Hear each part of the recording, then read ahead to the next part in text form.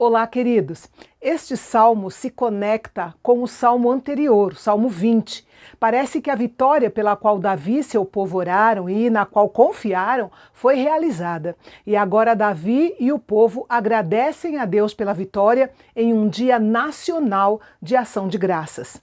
O salmo começa e termina com louvores pela força vitoriosa que Deus deu ao rei Davi e ao seu exército, nos lembrando que as orações respondidas devem ser reconhecidas com louvor e gratidão a Deus. Este salmo nos convida a olhar para trás, para frente e para o alto. Os versículos 1 a 7 nos convidam a olhar para trás, comemorando as vitórias passadas. O tom da abertura deste salmo é apaixonado. O rei Davi tem muitos motivos para se alegrar em Deus. Suas orações tinham sido atendidas e ele tinha saído vitorioso da batalha. O termo salvação, usado nos versículos 1 e 5, significa livramento, vitória. E o termo suprir, usado no versículo 3, significa providenciar de antemão. Deus foi adiante de Davi para o campo de batalha e preparou o cenário para lhe dar vitória. Isso mostra o lugar especial que a oração respondida ocupa na nossa vida. Todo cristão deve buscar ter constantemente a experiência de ter suas orações respondidas. Quando um cristão não desfruta dessa bênção, é porque ou ele não ora, ou está orando, mas da maneira errada, ou tem algum obstáculo à sua oração que ele precisa descobrir qual é. Por isso, a oração não respondida deve ser considerada um sinal de alerta para o cristão. No versículo 2, mais uma vez aparece a palavra selá. Como nós já vimos, a maioria dos estudiosos entende que se trata de uma pausa reflexiva para meditar nas palavras que acabaram de ser ditas. Podemos aproveitar este selá do versículo 2 como uma oportunidade para agradecer a Deus pela força e pela salvação que Ele proporcionou às nossas vidas e pela maneira gloriosa como Ele responde às nossas orações.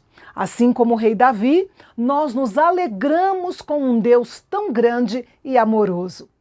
Cada linha dos versículos 3 a 7 certamente são verdades em relação ao rei Davi, mas também podemos aplicar cada linha ao Senhor Jesus, vitorioso após sua grande obra de redenção da humanidade na cruz do Calvário. O versículo 7 é uma declaração de fé do salmista e é o versículo central deste salmo. Significa que, enquanto estivesse governando, Davi não vacilaria diante dos seus inimigos, pois havia depositado sua fé no Senhor. Este salmo também nos convida a olhar para frente, aguardando futuras vitórias.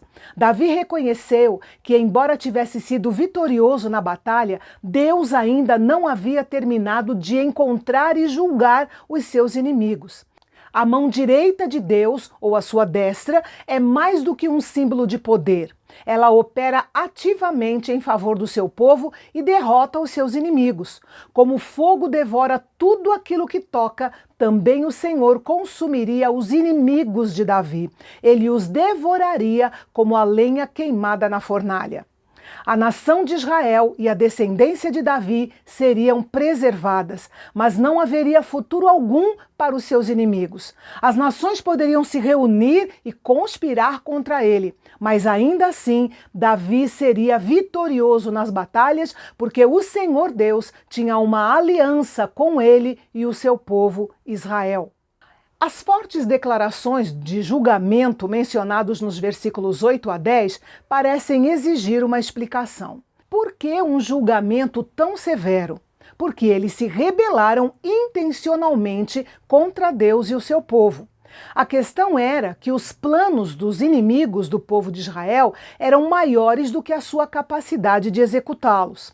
O mal intencional contém um vírus que não é encontrado nos pecados da ignorância. Assim como agora, quando os homens ímpios, com malícia premeditada, atacam o Evangelho de Cristo, seu crime é grande e a punição do Senhor sobre ele será proporcional. Mas nos conforta saber que os inimigos do Evangelho de Cristo planejaram uma conspiração que não são capazes de executar. Ao longo da história, muitos ameaçaram e anunciaram com confiança o fim da obra de Deus, mas definitivamente não foram capazes de realizá-la, justamente porque a obra é divina e não humana. Davi vê, e talvez literalmente viu, os inimigos de Deus fugindo no campo de batalha com as costas voltadas para o avanço dos exércitos de Deus. Isso nos lembra que o julgamento de Deus contra aqueles que o rejeitam está próximo. É claro que nós temos compaixão dos perdidos porque são seres humanos, mas infelizmente eles se fizeram inimigos de Cristo e serão recompensados por optarem em viver uma vida de desobediência à palavra de Deus. E finalmente este salmo nos convida a olhar para o alto, exaltando o Senhor das vitórias. O final do salmo é consistente com o mesmo tom do começo. Está cheio de louvor a Deus pelas bênçãos da vitória, da libertação e das orações respondidas. E é esta atitude que deve sempre estar entre o povo de Deus: oração, louvor e ações de graças. Os próximos 3 salmos, 22, 23 e 24, constituem uma trilogia sobre Cristo, o pastor. No salmo de amanhã, que é o salmo 22, nós veremos o bom pastor dando a vida por suas ovelhas. É um salmo considerado messiânico porque fala de Cristo e seu sofrimento. Então, eu espero você no nosso próximo encontro aqui no Canal Bendito, o canal de Fala Fácil, onde a teologia é para todos.